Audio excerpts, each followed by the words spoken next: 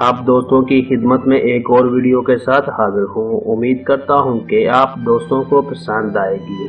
तो चलिए बढ़ते हैं वीडियो की तरफ। एक मुल्क पर एक बादशाह हुकूमत करता था।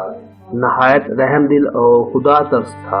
इसकी एक बेटी थी जो नहायत ही जिद्दी थी और हर एक से जिद करके अपनी बात मनवाती थी।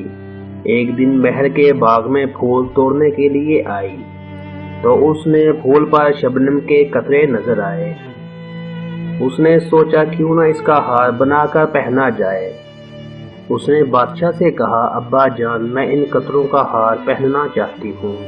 बादशाह ने कहा, बेटे ये तो बहुत मुश्किल काम है, इन कतरों का हार नहीं बन सकता। मगर शहजादी ने अपनी जिद से बादशाह को परेशान कर दिया। आखिर तंग आकर बादशाह ने ऐलान किया, जो शहजादी को शबनम के कतरों से हार बना देगा इसे अनामो कराम से नवाजा जाएगा। दूर दूर से लोग आए मगर नाकाम रहे। इस मुल्क में एक सुनार का बेटा रहता था।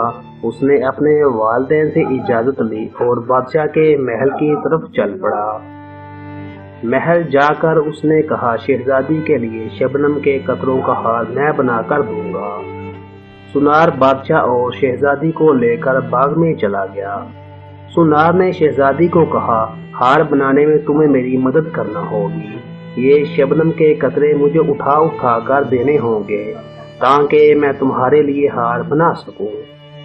शहजादी ने कहा, ये तो कोई मुश्किल काम नहीं। जब शहजादी ने शबनम के कतरों को पकड़ने की कोशिश की तो वो हाथ से बह जाते।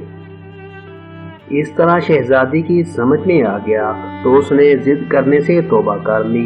बादशाह ने आगे बढ़कर सुनार को गले लगाया और खूब अनामो कराम से नवाजा। सबक, आज आम इंसान भी इस बादशाह की बेटी तरह है जो दौलत को अपने पास मुकीद करना चाहता है, जबकि ये दौलत भी शबनम के कतरों की मानंद है जो जिसके पास आती है इसकी कभी नहीं होती और जो इसे जमा करता है वो खुद इसे छोड़कर इस दुनिया फानी से रुखसत हो जाता है।